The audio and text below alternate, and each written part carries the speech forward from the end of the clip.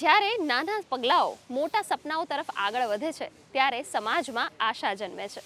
જી હા, આજે વાત કરવી છે ગુજરાતના બે તેજસ્વી તારલાઓ માહી ભટ્ટ અને તિરુપ મહેતાની, જેઓની થોડી જિજ્ઞાસા, સતત મહેનત અને યોગ્ય માર્ગદર્શન સાથે તેઓએ મેળવ્યું છે નાસા તથા ગૂગલમાં સ્થાન. તો ચાલો જોઈએ અંતરિક્ષ તરફ તથા ટેકનોલોજી ક્ષેત્રે આ બાળકોની હરણફાળ. ખૂબ જ ખુશ છું અને બસ મારા એ આશીર્વાદ છે કે ખૂબ આગળ વધે. અને જ્યારે એનું નામ અપિયર થયું નાસાની વેબસાઇટ ઉપર, જ્યારે એનું નામ અમે જોયું,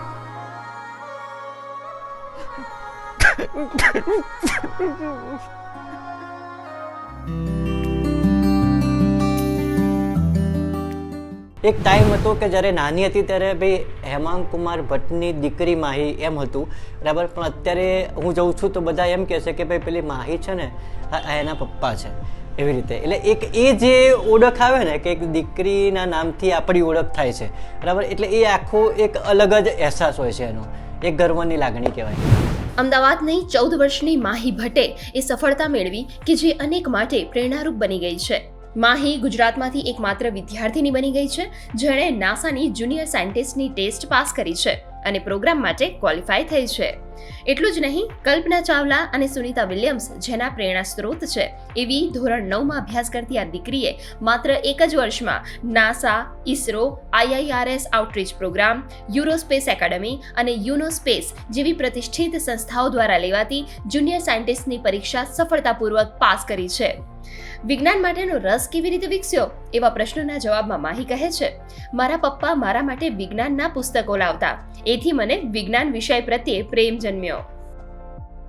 હું ધોરણ 9 લોટસ ઇંગ્લિશ મીડિયમ સ્કૂલમાં ભણું છું અને એની પહેલાં 8મા ધોરણ સુધી હું AMC school board Khokhra public સ્કૂલમાં ભણતી હતી, જ્યાંથી મને ત્યાં આપણે કહીએ કે જે પ્લેટફોર્મ છે એ મને ત્યાંથી મળ્યો છે.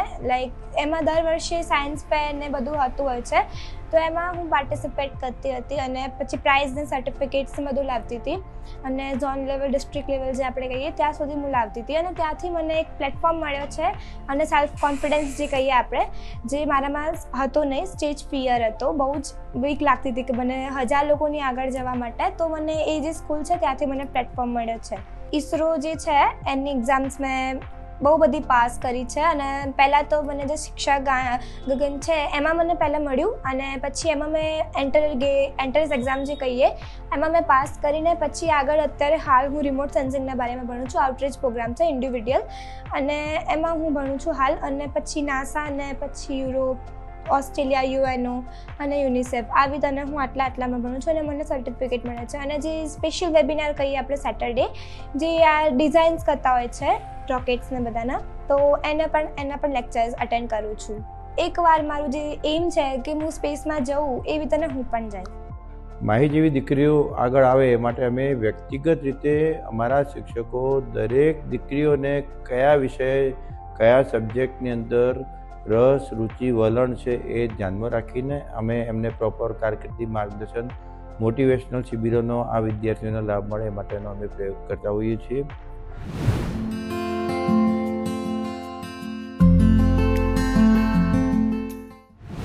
તો બીજી તરફ છે ગુજરાતનો ઇનોવેટિવ યુવા પ્રતિભા તિરુપ મહેતા. ડોક્ટર સુભાષ યુનિવર્સિટીનો આ વિદ્યાર્થી ગૂગલ સ્ટુડન્ટ એમ્બેસેડર તરીકે પસંદગી પામ્યો છે. આ ભૂમિકામાં તિરુપ હવે ટેક ઇવેન્ટ્સ, વર્કશોપ્સ અને હાઈટેક ક્ષેત્રે વિદ્યાર્થીઓને જોડવાની જવાબદારી સંભાળશે અને એના કાર્યથી અનેક વિદ્યાર્થીઓને માર્ગદર્શન, તક અને પ્રેરણા મળશે.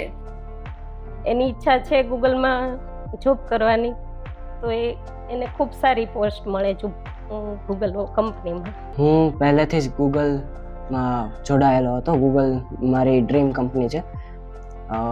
હું પહેલેથી કોડિંગમાં 9મા ધોરણથી કોડિંગ કરતો અને મને AIમાં પણ ખૂબ રસ હતો.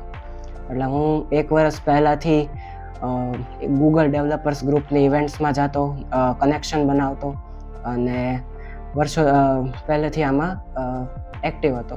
એટલે થોડા મહિનાઓ પહેલાં મને ખબર પડી કે હું ગૂગલ સ્ટુડન્ટ એમ્બેસેડર નામનો પ્રોગ્રામ હોય છે, એટલે એના માટે મેં અપ્લાય કર્યું. ફર્સ્ટ સેમનો સ્ટુડન્ટ હતો, એટલે મારા 1 થી 2 થી 3 રાઉન્ડ લીધા. પછી એ 2 થી 3 રાઉન્ડ પછી અમને એમ થયું કે હું એઆઈમાં એક્ટિવ છું, એટલે મને ગૂગલ સ્ટુડન્ટ એમ્બેસેડર બનાવવામાં આવ્યું. ગૂગલની વેબસાઇટમાંથી જ કે એમાંથી તમે ફોર્મ ભરી શકો છો. એમાં મેં ફોર્મ ભર્યું હતું. પછી એ લોકો મુંબઈથી કોલ આવે. ગુજરાતમાં અંદર જે 30 થી 40 એમ્બેસેડરો છે. માહીની નાસા ક્વોલિફિકેશન અને તિરુપની ગૂગલ પસંદગી સાબિત કરે છે કે ભારતીય વિદ્યાર્થીઓ હવે ગ્લોબલ ચેલેન્જ માટે સંપૂર્ણ તૈયાર છે. શરૂઆતથી જ યોગ્ય માર્ગદર્શન અને અનુકૂળતા મળી રહે તો ભારતના ગામ અને શહેરમાંથી અનેક યુવા પ્રતિભા વિશ્વ મંચ પર ઝળહળી ઉઠશે. ગુડ ન્યૂઝ ગુજરાત માટે જૂનાગઢથી હનીફ ખોખર અને અમદાવાદથી શ્વેતા યાદવનો રિપોર્ટ.